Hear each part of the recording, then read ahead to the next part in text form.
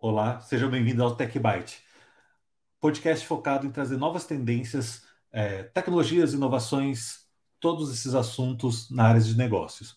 Meu nome é Luiz, trabalho como gestor de inovação na Objective e hoje a gente tem um episódio muito especial. Vamos falar sobre automação, digitalização no mercado de corretoras de seguros. Para nos ajudar com esse assunto, temos um convidado muito especial, com mais de 28 anos de mercado na área de seguros e inovação, tendências de mercados. Trago a vocês o Ciro Jacob.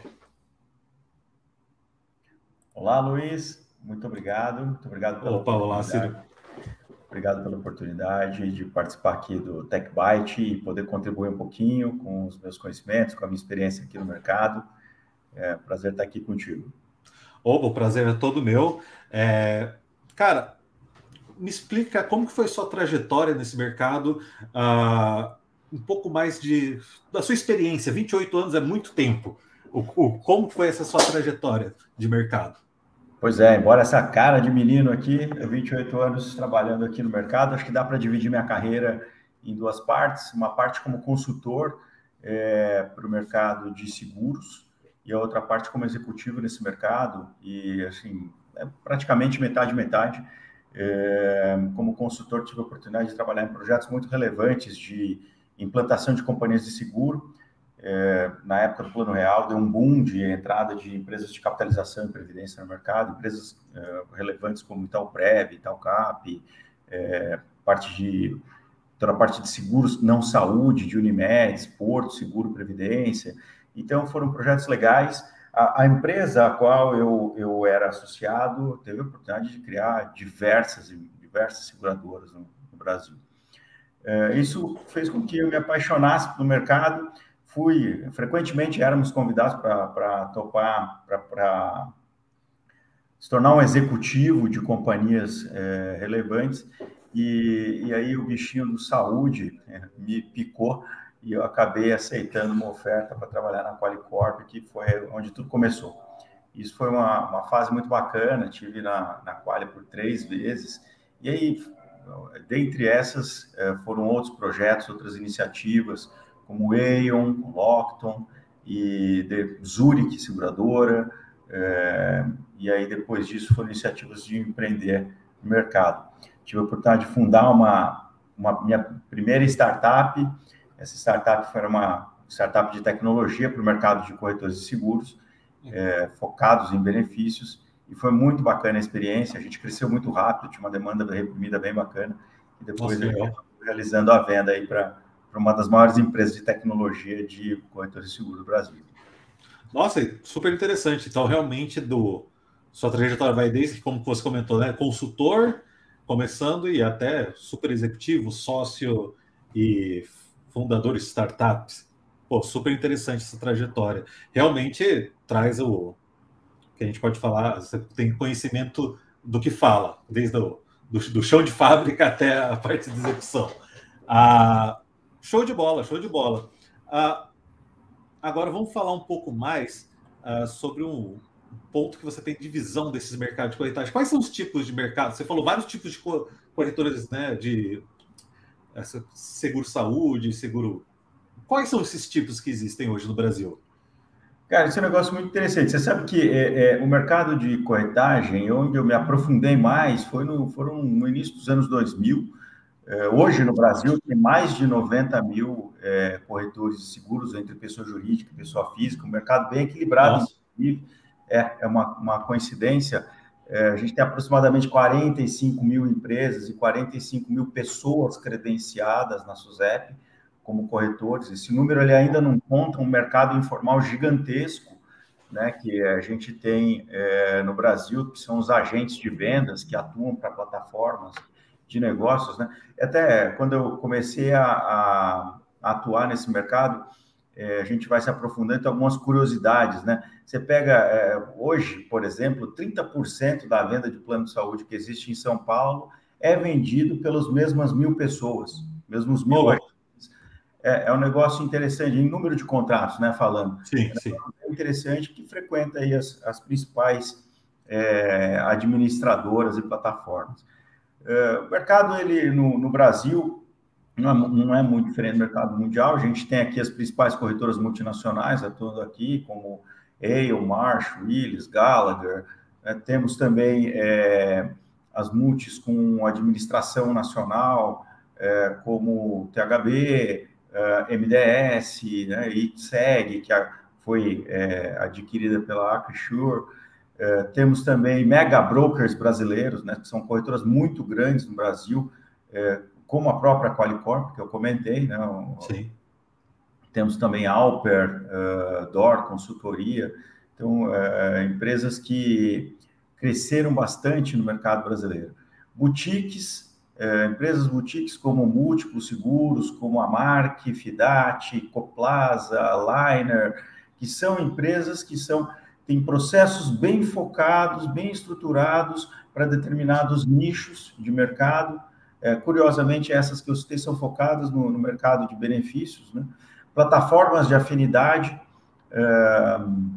e aí você tem plataformas bem estabelecidas aqui, como Humana, é uma plataforma muito antiga, que vende bastante produtos de ramos elementares, nasceu como uma casa de seguro de vida e cresceu bastante, como a Affinity Corretora, também, que é bem representativa no centro, Brasil Health, são empresas que estão concentradas. E você tem as cativas, né? Corretoras cativas de grupos como grandes varejistas, Polishop, também Magazine Luiza, né? Magalu, Tribanco, entre outras, né? E corretoras de bancos. Corretoras de bancos também é muito comum. Hoje não, desde sempre, tem uma regulamentação que é a SUSEP, que é a Superintendência de Seguros Privados, um órgão do governo brasileiro que exige que toda venda de seguro passe por um corretor. Então os bancos têm as suas cativas, algumas muito famosas, como a Santander corretora, BMG corretora, Inter, né, corretora do Banco Inter. E como eu comentei, tem muito agente individual, tem muita gente individual. Os chamados de agentes, e também conhecidos aí de uma maneira bem coloquial no mercado brasileiro como corretor pastinha. É interessante, né? É curioso, mas é uma galera bem relevante, que é uma força motriz na venda também de produtos de varejo no mercado brasileiro. Aumenta muito a capilaridade das companhias de seguro para fazer esse tipo de venda. Não, sim, como você tinha comentado, 90 mil, né? Segurados cadastrados. Corretores, isso. Corretores cadastrados, bem relevante, e realmente é um exército de cadastrado aí para fazer essa parte. Você imagina você montar uma companhia de seguro e conseguir estabelecer uma parceria com um canal onde já tem uma malha de distribuição, onde essa turma vai.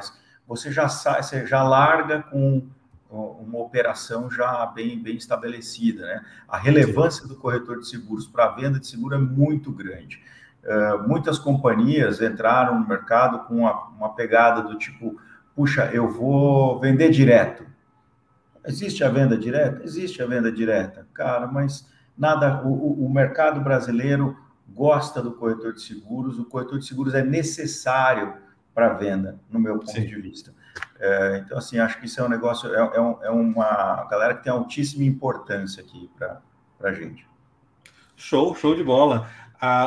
E é bem interessante agora, realmente, entrando no tópico principal, até, e é um ponto que eu gosto muito que são a parte de digitalização e automação. Eu trabalhei muito tempo com automação, gosto desse tópico em si, e queria que você me falasse, a gente está falando de realmente 9 mil agentes de corretagem, 90 mil, né, agentes de corretagem, e automatizando processos, digitalizando, acredito que a força fica muito superior. E como que funciona?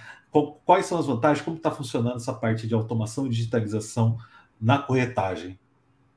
Cara, eu acho, antes até da gente falar um pouquinho de automação e digitalização, até para ficar mais fácil os exemplos, acho que é legal a gente falar da divisão dos segmentos do mercado. Show. Acho que dá para a gente dividir esse mercado basicamente, assim, os números mais relevantes em duas partes. Tá? Então, a gente está falando de demandas de ramos elementares para pessoas físicas e jurídicas, né, como, sei lá, o seguro de automóvel, tudo que é ligado à propriedade, né, e demandas de benefícios, né.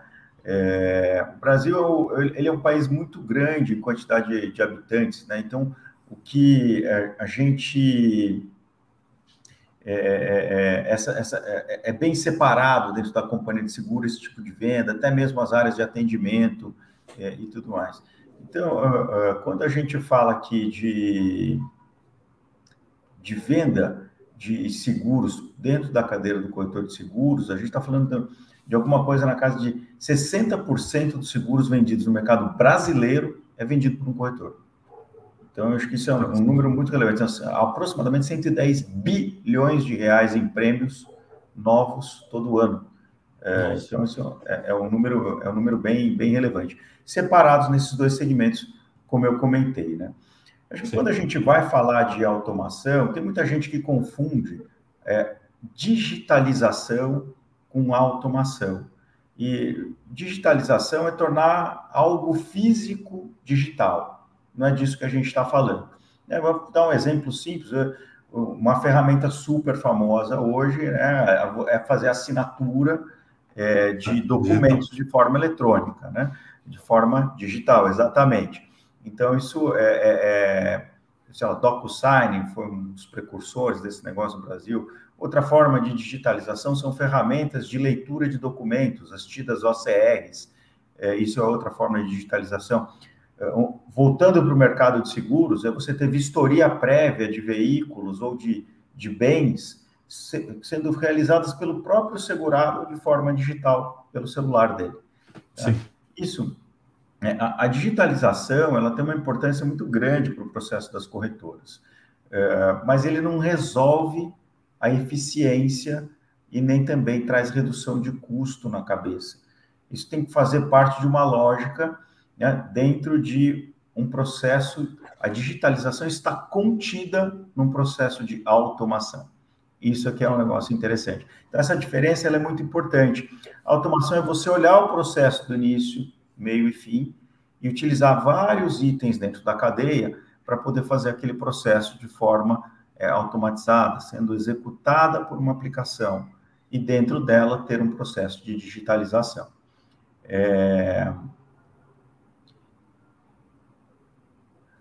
Basicamente, o que a gente está falando é que assim, a automação é você converter fluxos de processos em sistemas, em códigos, né?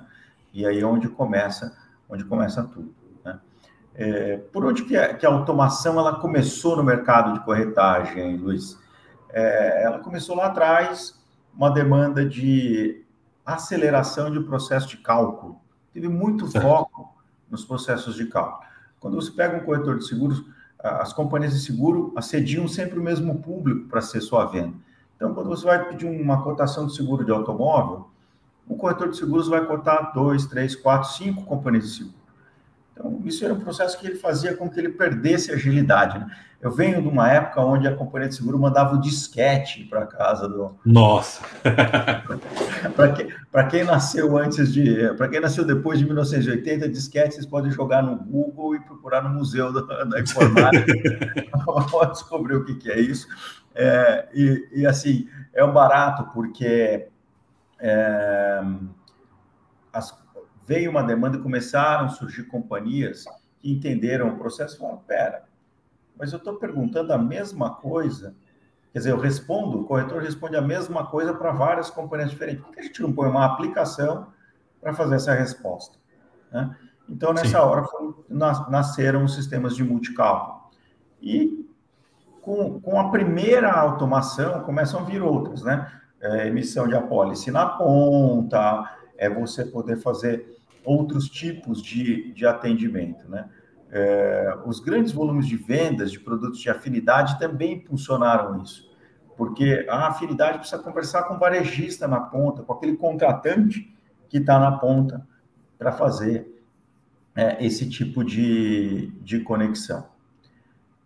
As seguradoras também têm contribuído muito nesse processo, porque elas têm reduzido bastante as variáveis e as complexidades dos processos, né? Tem aceitado a assinatura eletrônica. Hoje você Sim. emite um seguro totalmente digital. Hoje você emite uma apólice de saúde, que demorou bastante para ser emitida de forma online, totalmente digital, sem papel. Com fotografia de documentos, com escaneamento de documentos, né? Hoje, com os aplicativos de escaneamento no celular, traz mais velocidade para isso. E as companhias têm diminuído. Você pega um exemplo. Antigamente, você chegava a ter, para cotar um seguro de automóvel, de 25 a 40 parâmetros que eram pedidos. O camarada mora numa residência coberta, o carro fica coberto, qual é o CEP da residência, esse carro tem tantos anos, qual é a idade do motorista, a carteira do motorista está vigente. E hoje esse número tem reduzido, a gente chega a ver companhias que pedem 10 parâmetros. E basicamente com esses 10 parâmetros eles conseguem 100, com banco de dados integrados e... Exatamente. Não, e assim, existem muitos dados já capturados, muitos dados que podem ser utilizados para fazer a precificação, e isso evoluiu muito. E assim, pegando um gancho nesse assunto, Luiz, o que impulsiona uma corretora de seguros a fazer uma automação do seu processo? Você pega, por exemplo, operações de ramos elementares, né, seguros para propriedades. Ela está buscando ampliação de eficiência operacional. Ou seja, neste processo, a corretora está olhando para quê? Para a partir da tua operação. Quando você olha para uma corretora, para uma divisão dentro de uma corretora, ou para uma corretora essencialmente de benefícios, né, o mercado está impulsionando. Aí você fala, poxa, mas qual é a diferença disso?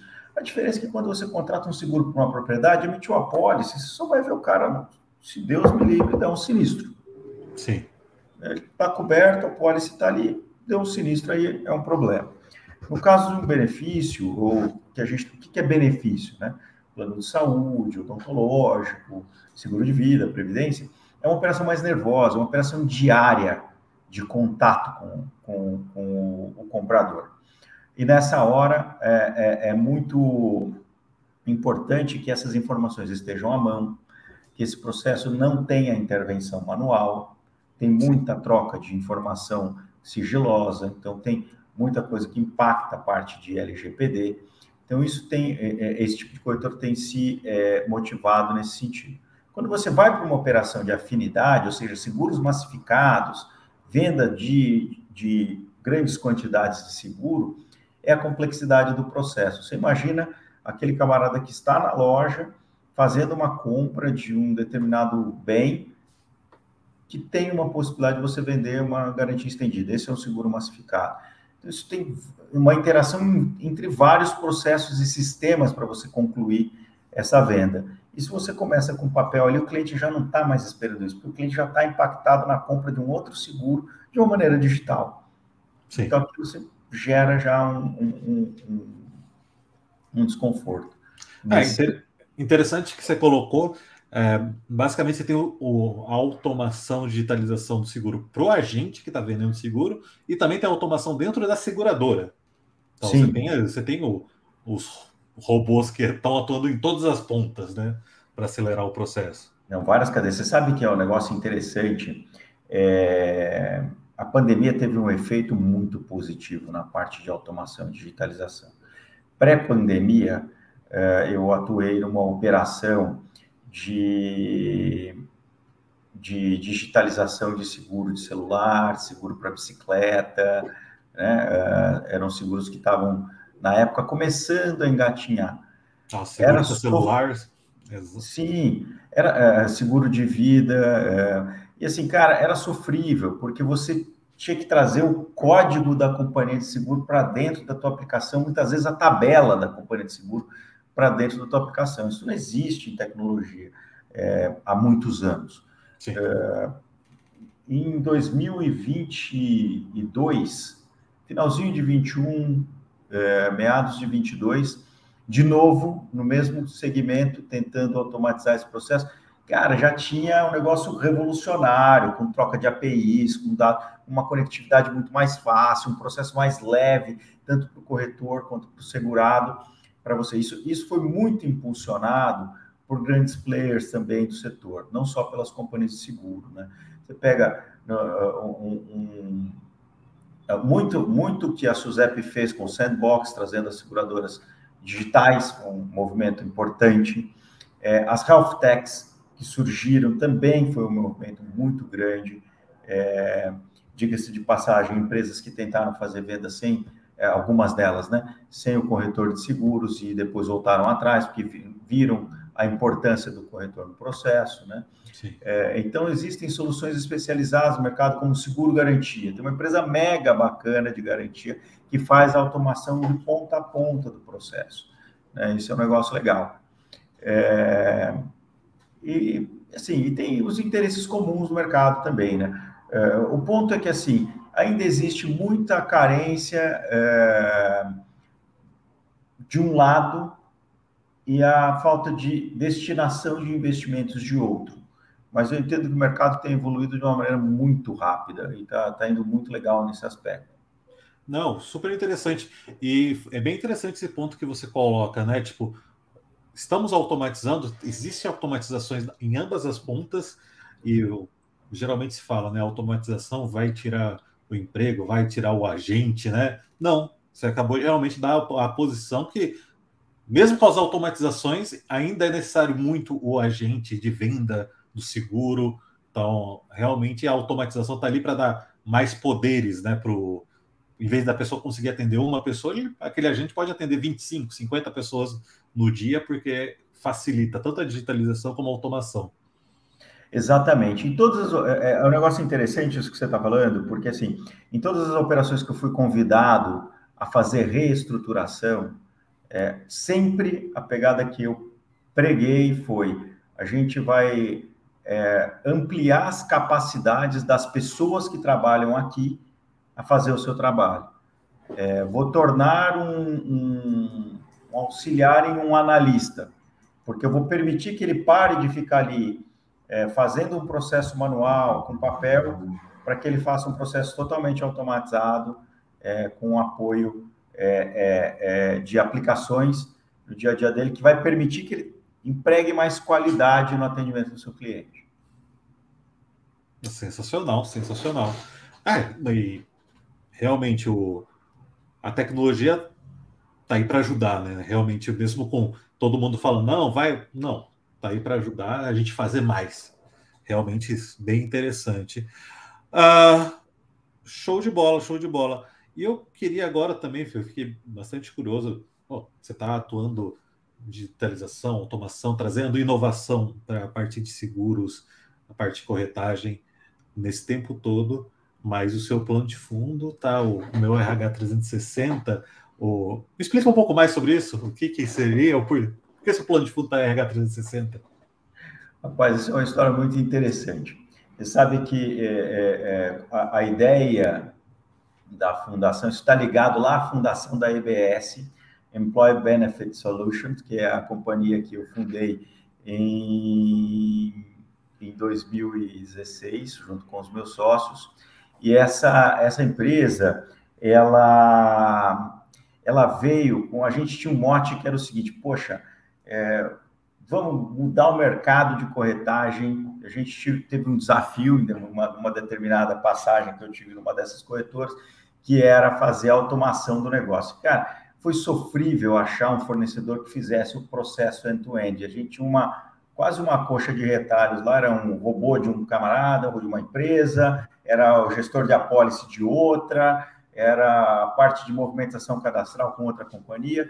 A gente falou, poxa, talvez tenha um buraco aí no mercado para a gente fazer isso. E aí, depois de muito pesquisar, a gente até acabei tendo uma incursão sem querer, numas férias nos Estados Unidos, em Vegas, caindo num Web Summit de seguros, e acabei vendo lá, voltei para o Brasil, falei, caraca, tem oportunidade, a gente viu bastante coisa.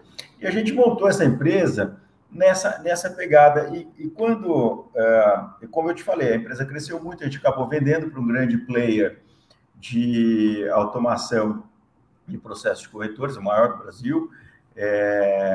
Esse player, eu fui impactado lá dentro quando eu vi as operações das corretoras, eu falei, nossa, mas espera, tem oportunidade ainda de eu melhorar mais ainda esse atendimento do cliente do corretor, que é o RH. Então, a gente acabou fundando o meu RH 360, que é uma empresa que tem como propósito ser o braço direito da área de recursos humanos em automação de processos, serviços, produtos e consultoria. Então, hoje a gente leva para o RH novas tecnologias, novos processos, serviços para facilitar o dia a dia dele, para deixar o RH focado naquilo que é estratégico. Ele deixa o operacional na nossa mão. O tático operacional a gente faz por ele. E isso é um negócio bacana, porque tem um efeito colateral. Eu organizo os processos do RH e entrego ele de uma maneira suave para o mercado de corretores. Nossa, sensacional, sensacional. E realmente, o RH, o que tem para ser automatizado é muita coisa. E-social, pedido de férias. E você sabe que tem empresas muito legais no mercado, sabe, Luiz? De renome, que estão aí fazendo os processos muito bem feitos, processos de recrutamento e seleção, processos de onboarding, offboarding de colaboradores, né? Admissão online, dito onboarding, offboarding, processo de gestão de benefícios, só que são empresas que trabalham de forma estanque. A gente faz o processo de ponta a ponta. Então, isso também leva valor agregado para a área de recursos humanos. Isso é legal. Acho que foi isso que motivou a vir para o meu RH. Show de bola. Legal. Ciro, foi um prazer ter você aqui conosco hoje. Cara, excelente explicação.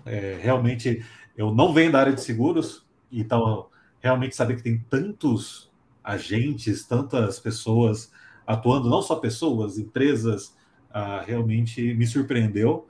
E é claro, né? Então, todo esse ecossistema integrado com automações, digitalizações e tudo, realmente é bem interessante. E queria que você deixasse aí para quem está nos assistindo como que pode acompanhar, te conhecer, ou como que pode acompanhar o seu trabalho? Tem redes sociais? Sim. Tem sim, Luiz. Meu perfil no LinkedIn está super ativo, pode usar, pode me encontrar lá como Ciro Jacob, eu tenho o maior prazer em me conectar com as pessoas que estão interessadas aí em olhar o mundo da transformação digital. Acho que isso é um negócio bacana. Show de bola. A gente vai deixar também na descrição o link para poderem acessar o seu LinkedIn. E muito obrigado pela participação, Ciro. Seja sempre bem-vindo. A gente provavelmente vai ter mais conversas. E pessoal que está acompanhando o podcast, muito obrigado e até a próxima.